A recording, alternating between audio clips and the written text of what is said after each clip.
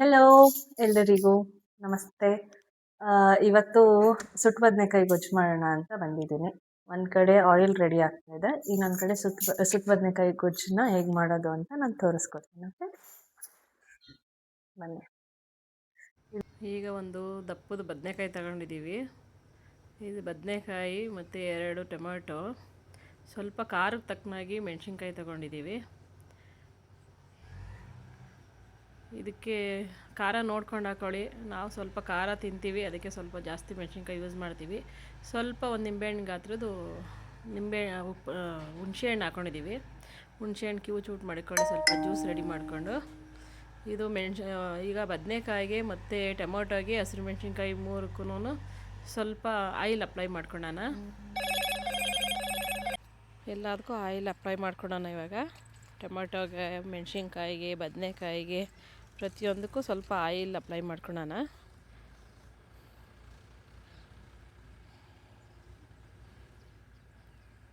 ಈಗ ಬದನೆಕಾಯಿನ ಕಟ್ ಮಾಡಿಬಿಟ್ಟು 3 ಕಡೆ ಸ್ವಲ್ಪ ಸ್ವಲ್ಪ ಓಪನ್ ಮಾಡ್ಕೊಳ್ಳಿ.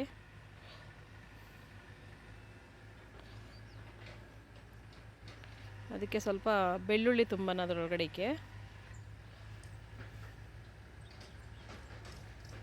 ಅದು ಸ್ವಲ್ಪ ಓಪನ್ ಮಾಡಿಬಿಟ್ಟು ಸ್ವಲ್ಪ ಬೆಳ್ಳುಳ್ಳಿ ಹಾಕೋಣ. ಅದಕ್ಕೆ ಎಷ್ಟು ಬೇಕೋ ಅಷ್ಟು ನೋಡ್ಕೊಂಡು ಹಾಕೊಳ್ಳಿ. ನಾವು ಒಂದು 10 ಪೀಸ್ ಹಾಕ್ತೀನಿ ಅದರೊಳಗಡೆ.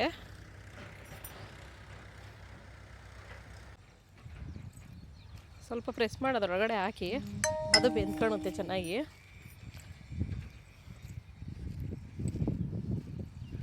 ಸ್ವಲ್ಪ ಪಾನಲ್ಲಿ ಸ್ವಲ್ಪ ಹಸಿಮೆಣ್ಸಿನ್ಕಾಯಿ ಸ್ವಲ್ಪ ಫ್ರೈ ಮಾಡ್ಕೊಳ್ಳೋಣ, ಅದು ಹಸಿ ವಾಸನೆ ಹೋಗಬೇಕು. ಬದನೆಕಾಯಿನ ಗ್ಯಾಸ್ ಮೇಲೆ ಸ್ವಲ್ಪ ಸುಟ್ಕೊಳ್ಳೋಣ, ನೀಟಾಗಿ ಸುಡಬೇಕು, ಚೆನ್ನಾಗಿ ಬಯಲಾಗಬೇಕು, ಅದು ಚೆನ್ನಾಗಿ ಒಳಗಡೆ ಎಲ್ಲ ಬೇಯಬೇಕು. ಬೆಳ್ಳುಳ್ಳಿ ಮತ್ತು ಬದನೆಕಾಯಿ ಪ್ರತಿಯೊಂದು ಬೇಯಬೇಕು ಚೆನ್ನಾಗಿ. ಇದು ನೋಡಿ ಬೆಂದಿದೆ. ಇದು ನಾವು ತೊಟ್ಟನ್ನು ತೆಗೆದುಬಿಟ್ಟು ಪೂರ್ತಿ ಅದ್ರ ಮೇಲ್ಗಡೆ ಇರೋಂಥದ್ದು ಸಿಪ್ಪೆ ಎಲ್ಲ ತಕ್ಕೊಬೇಕು. ನೋಡಿ ಒಳಗಡೆ ಎಲ್ಲ ಚೆನ್ನಾಗಿ ಬೆಂದಿದೆ. ಇದು ಬೆಳ್ಳುಳ್ಳಿ ಎಲ್ಲ ಬೆಂದಿದೆ. ಈಗ ಮೇಲ್ಗಡೆ ಎಲ್ಲ ಸಿಪ್ಪೆ ಎಲ್ಲ ತಕ್ಕೊಬೇಕು ಅದನ್ನು.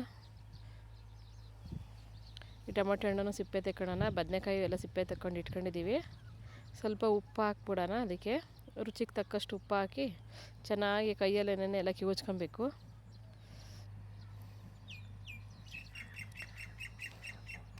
ಚೆನ್ನಾಗೆಲ್ಲ ಕಿವುಚ್ಕೊಳ್ಳೋಣ. ಇಲ್ಲಿ ಸ್ವಲ್ಪ JCB ವರ್ಕ್ ನಡೀತಾ ಇದೆ, ಸೌಂಡ್ ಜಾಸ್ತಿ ಬರುತ್ತೆ, ಡಿಸ್ಟರ್ಬೆನ್ಸ್ ಆಗುತ್ತೆ ಸ್ವಲ್ಪ.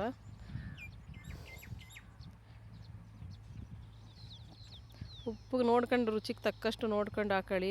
ಮೆಣಸಿನ್ಕಾಯು ಅಷ್ಟೇ, ನಾವು ಪಾನಲ್ಲಿ ಏನು ಬೇಯಿಸ್ಕೊಂಡಿದ್ದೀವಿ, ಹುರ್ಕೊಂಡಿದ್ದೀವಿ ಮೆಣಸಿನ್ಕಾಯಿನ, ನಮ್ಗೆ ಎಷ್ಟು ಬೇಕೋ ಅಷ್ಟು ಕಿವುಚ್ಕೊಂಡು ಹಾಕೊಬೋದು. ನೋಡಿ ಈ ಥರ ರೆಡಿಯಾಗಿದೆ. ಇವಾಗ ನಾವು ಸ್ವಲ್ಪ ಉಪ್ಪು ಖಾರ ಬೇಕು ಅಂತಂದರೆ ನೋಡ್ಕೊಂಡು ಹಾಕೊಬೋದು.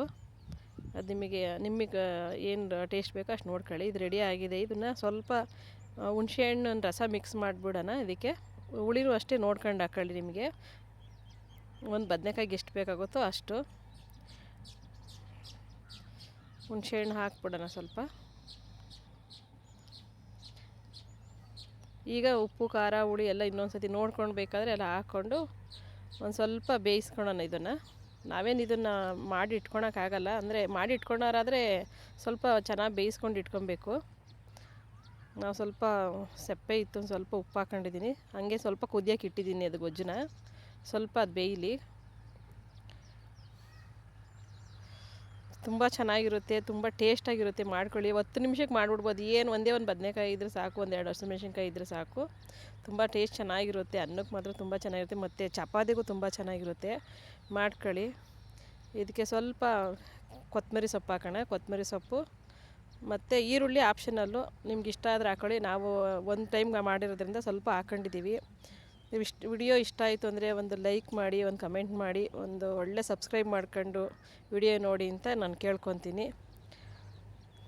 ತುಂಬ ಚೆನ್ನಾಗಿ ಬಂದಿದೆ, ಟೇಸ್ಟ್ ಅಂತೂ ತುಂಬ ಅದ್ಭುತವಾಗಿದೆ. ನೀವು ಮಾಡ್ಕೊಂಡು ನನಗೆ ಒಂದು ಕಮೆಂಟ್ ಮಾಡಾಕಿ. ವಿಡಿಯೋ ನೋಡಿದ್ದಕ್ಕೆ ತುಂಬ ಥ್ಯಾಂಕ್ ಯು.